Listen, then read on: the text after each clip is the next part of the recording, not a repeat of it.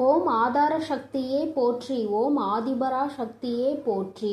எண்ணம் போல் வாழ்க்கை, எண்ணம் போல்தான் வாழ்க்கை. என் தங்கமே, சக்தி ஒளி பிள்ளைகளுக்கு இந்த தாயின் அன்பும் ஆசீர்வாதமும் என்றுமே முழுமையாக கிடைக்கட்டும். அன்பு பிள்ளையே, உன்னுடைய குலதெய்வத்தின் உடல் இன்று அனலாக எரிகிறது. அதற்கு என்ன காரணமாக இருக்க முடியும்? என் தங்கமே, உன்னுடைய வாழ்க்கையில் உனக்கு ஏதேனும் தீங்கு நேர்ந்திருந்தால் மட்டும்தான் உன்னுடைய தாயானவளின் உடல் அனலாக எரியும். அப்படிதான் இன்றும் இந்த தாயானவளின் உடல் அனலாக எரிந்து கொண்டிருக்கிறது. உன்னுடைய வாழ்க்கையில் உனக்கு மிகப்பெரிய ஒரு விஷயத்தை ஒருவர் செய்து விட்டார். இப்படியெல்லாம் மனிதர்களால் மனிதர்களுக்கு செய்வதை கண்டுதான் உன் தாயானவள் எனக்கு மனதில் மிகுந்த மனவேதனை அடைந்து விட்டது. இன்று என் குழந்தையே, இந்த தாய் அதற்கான தீர்வினையும் கொண்டு வந்திருக்கின்றேன். அம்மா, எல்லாவற்றையும் வேடிக்கை பார்த்து கொண்டிருக்கின்றாயா? நீ வேடிக்கை பார்த்துவிட்டு என்னிடம் வந்து இப்படியெல்லாம் உன் வாழ்க்கையில் நடக்கிறது என்று மட்டும் சொல்கின்றாய் என்று என் பிள்ளை நீ நினைக்கலாம். என் தங்கமே, அம்மா எதையுமே வேடிக்கை பார்க்கவில்லை. நான் முதலில் அவர்களின் செயல்களை பார்க்கும் பொழுது அத்தனை கடினமானதாக இல்லை. அவர்கள் ஏதோ உன்னை பழிவாங்க வேண்டும் என்று நினைக்கிறார்கள். அதற்காக ஏதேனும் விஷயங்களை செய்வார்கள் என்று நினைத்து கொண்டிருந்தேன். அப்பொழுதுதான் உன் தாயானவள் நான் உணர்ந்து கொண்டேன். அவர்கள் மனம் முழுக்க தேவையில்லாத எண்ணங்களை நிரப்பிக் கொண்டதோடு மட்டுமல்லாமல் உன்னுடைய வாழ்க்கையில் பல விஷயங்களை செய்ய நினைத்ததோடு மட்டுமல்லாமல் உன் வாழ்க்கையையும் சேர்த்து அழிக்க நினைத்து விட்டார்கள். அழிப்பது என்பது அத்தனை சாதாரணமாக அல்ல. உன்னை மட்டும் அல்லாமல் உன்னுடைய குடும்பத்தில் உள்ளவர்களையும் சேர்த்து அல்லவா அழிக்க துணிந்து விட்டார்கள். என் தங்கமே, அவர்கள் அதற்காக எடுத்துக்கொண்ட முயற்சிகள் ஏராளம். தேவையில்லாத பலரை அவர்கள் இதற்காக தொடர்பு கொண்டு எப்படி இருக்க வேண்டும் என்று பேசிக் கொண்டிருந்தார்கள். அவர்கள் நினைத்தது போலதான் உன்னுடைய வாழ்க்கையில் சில சம்பவங்கள் நடந்தது. என் தங்கமே, அப்படியானால் இவையெல்லாம் இவர்கள் செய்த காரியம்தானா என்று நீ நினைக்கின்றாய் அல்லவா? நிச்சயமாக யார் உன் வாழ்க்கையில் உன்னை அழிக்க நினைக்கிறார்கள் என்று இப்பொழுது நீ நன்றாக தெரிந்து கொண்டாய். அது சரிதான் என் தங்கமே, உனக்கு தெரியும் அல்லவா யார் யார் உன் வாழ்க்கையை கெடுக்க நினைப்பார்கள், யார் யார் நீ நன்றாக இருக்க வேண்டும் என்று நினைப்பார்கள் என்று. என் தங்கமே, அப்படிதான் இன்று சூழ்நிலை மாறிவிட்டது. இனிமேலும் இந்த நிலைமை இப்படியே இருந்து கொண்டிருக்குமானால் உன் வாழ்க்கையில் எல்லா பிரச்சனைகளையும் நிச்சயமாக நீ சந்தித்து விடுவாய்.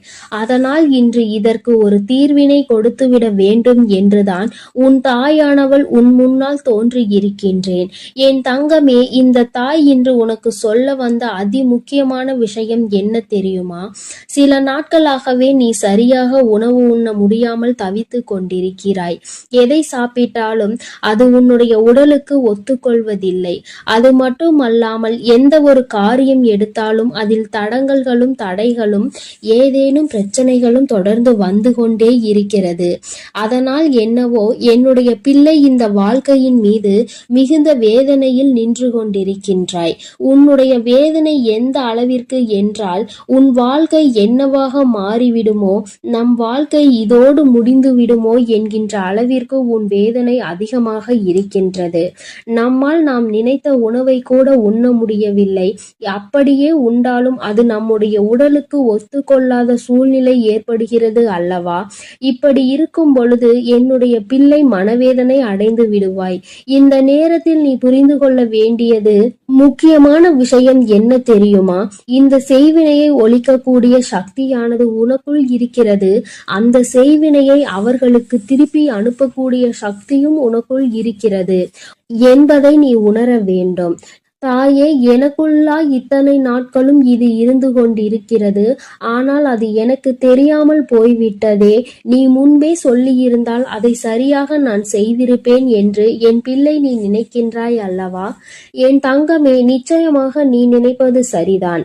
உன் தாயானவள் உன்னுடைய வாழ்க்கையில் நடத்தி கொடுக்க போவது சரிதான். அதனால் இந்த நேரத்தில் தான் உனக்கு சொல்கின்ற விஷயங்களை எல்லாம் நீ சரியாக செய்துவிட வேண்டும்.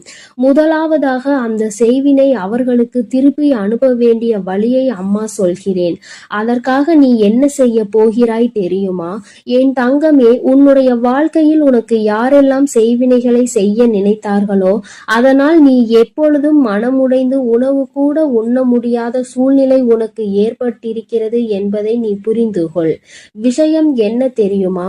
முதலில் நீ நன்றாக உன்னுடைய மனதை தெளிவுபடுத்தி, இந்த செய்வினைகள் எதுவும் நம்மை தீண்டவில்லை, செய்வினைகள் எதுவும் நம்மை சூழவில்லை, யாராலும் நம் வாழ்க்கையில் எதுவும் செய்ய முடியாது என்று உன்னுடைய மனதினை நீ தெளிவுபடுத்த வேண்டும். அதன் பிறகு நீ செய்ய வேண்டிய விஷயம், நன்றாக உன்னுடைய மனது தெளிவாகி விட்டது என்றால் உனக்கான உணவினை நீ சரியாக எடுத்துக்கொள்ள முடியும். உன்னால் நிச்சயமாக நல்லபடியாக உன்னுடைய உடலை பார்த்து கொள்ள முடியும். எப்பொழுது உன்னுடைய உடல் ஆரோக்கியமாக தோன்றுகிறதோ அப்பொழுது உன்னுடைய மனதில் மிகப்பெரிய தெளிவினை நீ பெற்று விடுவாய். என் தங்கமே, அவர்களுக்கு செய்வினையை திரும்ப சென்று விடுமா? அது எப்படி என்று கேட்கின்றாய் அல்லவா? அதற்கும் இந்த தாயானவள் உனக்கான விளக்கத்தை சொல்கின்றேன். என் தங்கமே, நீ நன்றாக இருக்கின்றாய் என்பதை அவர்களுக்கு செய்கின்ற மிகப்பெரிய செய்வினைதான். என் தங்கமே, நீ நல்லபடியாக உன் வாழ்க்கையில் வாழ்ந்து கொண்டிருக்கின்றாய், நீ நல்ல மனநிலையில் இருக்கின்றாய். என்ன நடந்தாலும், நாம் என்ன செய்தாலும் உன்னை வாழ்க்கையில் எதுவும் செய்ய முடியாது என்று அவர்களுக்கு தெரிந்துவிட்டால் அதுவே அவர்களுக்கு நீ செய்கின்ற மிகப்பெரிய செய்வினைதான்.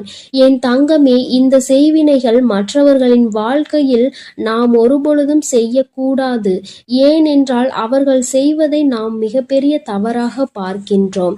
அடுத்தவர்கள் வாழ்க்கையை ஒருபொழுதும் கெடுக்க நினைக்க கூடாது என்று சொல்கின்ற நாமே இது போன்ற தீமைகளை மற்றவர்களுக்கு செய்துவிடக் கூடாது. மாறாக நீ நல்லபடியாக வாழ்ந்து காட்டி செய்வினையை புரிய வைக்க வேண்டும். நீ என்னதான் எனக்கு செய்ய நினைத்தாலும் நான் என் வாழ்க்கையில் நல்லபடியாக இருப்பேன் என்று யாருமே உனக்கு எதுவும் செய்ய நினைக்காத பொழுது, செய்யாத பொழுது நீ மட்டும் அதை என்னாலும் எண்ணிக்கொண்டு உணவு உண்ணாமல் இருந்து உன்னுடைய உடலை கெடுத்து உன்னுடைய மனதை அழித்து வாழ்வது நிம்மதியற்றதல்லவா? என் தங்கமே, இங்கே நிறைய பேர் இப்படிதான் வாழ்ந்து கொண்டிருக்கிறார்கள். நமக்கு ஏதேனும் செய்திருப்பார்களோ என்று நினைத்து நினைத்து அவர்கள் தங்களினுடைய வாழ்நாளில் பாதி நாளை தொலைத்து விடுகின்றார்கள். அவர்கள் நினைப்பது போல வாழ்க்கை இல்லை என்பதை இன்னமுமே அவர்கள் புரிந்து கொள்ளவில்லை. என் தங்கமே, என்றுமே உன்னுடைய வாழ்க்கையில் யாரும் எந்த செய்வினைகளையும் செய்துவிட முடியாது. அதற்கு மாறாக என் குழந்தை, நீ உன்னுடைய எண்ணங்களால் இல்லாத செய்வினையை இருப்பதாக மாற்றிவிடாதே. இந்த விஷயத்தில் நீ தெளிவாக உனக்கு காவலாக நிற்பது உன் தாயானவள் நான் என்பதை நீ மறந்து விடாதே. உன்னுடைய இல்லத்தில் நான் இருக்கும் பொழுது என்னை மீறி எதுவும் நடந்து விடாது என்பதை நீ தெளிவாக புரிந்து கொண்டாலே போதும். எந்த கஷ்டங்களும் உன்னை நெருங்காது. இனி ஏனோ உன்னுடைய வாழ்க்கையில் இருக்கின்ற பிரச்சனைகள் எல்லாம் நீ உனக்கு நல்லது நடக்க போகிறது என்பதை மனதார நம்பிவிட்டாலே போதும். எல்லாவற்றிலும் இருந்து உன்னை மீட்டெடுத்து கொண்டு வருகின்ற சக்தி உன் தாயானவள் எனக்கு இருக்கிறது என்பதை நீ புரிந்து கொண்டாலே போதும். இனியும் உனக்கு எந்த துன்பங்கள் வந்துவிட்டாலும் அம்மா உன்னை நான் பாதுகாக்கிறேன். நான் உனக்கு எல்லா விஷயங்களிலும் இருந்து நிச்சயமாக விடுதலை கொடுப்பேன். அம்மாவினுடைய உடல் அனலாக எரியும் பொழுது நீ நினைத்தாய் அல்லவா, நம் தாயானவள் எதற்காக இத்தனை கஷ்டங்களை அடைந்தாள் என்று இன்று உனக்கு புரிந்திருக்கும். அம்மா எதற்காக இத்தனை வேதனையை உற்றாள் என்று.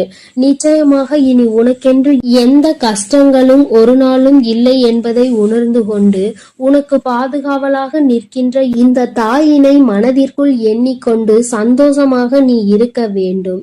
இனி எல்லாமே உனக்கு நல்ல நேரம்தான். என் அன்பு குழந்தையே, இந்த தாயானவளினுடைய ஆசீர்வாதங்கள் உனக்கு எப்பொழுதும் முழுமையாக இருந்து கொண்டே இருக்கும். அதனால் நீ எதற்காகவும் கலங்காதே, எதை நினைத்தும் வருந்தாதே. நான் எந்த சூழ்நிலையிலும் உன்னை கைவிட்டு விட மாட்டேன் என்பதை நீ முழுமையாக நம்பினால் போதும். என் அன்பு பிள்ளையே, இன்று உன் தாயானவள் உன் குலதெய்வ வாக்கினை அல்லவா உனக்கு கொண்டு வந்திருக்கின்றேன். நீண்ட நாட்களுக்கு பிறகு உன்னுடைய குலதெய்வத்திடம் இருந்து உனக்கான நல்ல செய்தி ஒன்று வந்திருக்கிறது. என் தங்கமே, இந்த நல்ல நாளில் உன் குலதெய்வம் உனக்கு நல்ல வாக்கு தர வேண்டும் என்று நினைக்கிறார்கள். அதற்கு அவர்கள் தேர்ந்தெடுத்திருப்பது உன் தாயானவள் என்னைத்தான். என் தங்கமே, அவர்கள் உன்னிடத்தில் பேச வேண்டும் என்று நினைத்த விஷயம் உன்னுடைய வாழ்க்கை சம்பந்தமானதுதான், வேறெதுவும் கிடையாது. என் பிள்ளையே, நீ உன் வாழ்க்கையில் நடக்கின்ற ஒவ்வொரு நிகழ்வுகளையும் இந்த தாயானவள் நான் வந்து பார்ப்பதற்கு முன்பாக அவர்கள் பார்க்க தொடங்கி விடுகிறார்கள் அல்லவா? அவர்கள்தானே முதன்மையானவர்கள். நீ என்ன நிகழ்வுகளை இல்லத்தில் நடத்தினாலும், உன் வாழ்க்கையில் என்ன நடந்தாலும் அது யாருக்கு தெரிகின்றதோ இல்லையோ, உன்னுடைய குலதெய்வத்திற்கு சர்வ நிச்சயமாக தெரியும். என் அன்பு பிள்ளைக்கு இந்த தாயின் ஆசீர்வாதம் என்றுமே முழுமையாக கிடைக்கும். ஓம் ஆதார சக்தியே போற்றி, ஓம் ஆதிபரா சக்தியே போற்றி.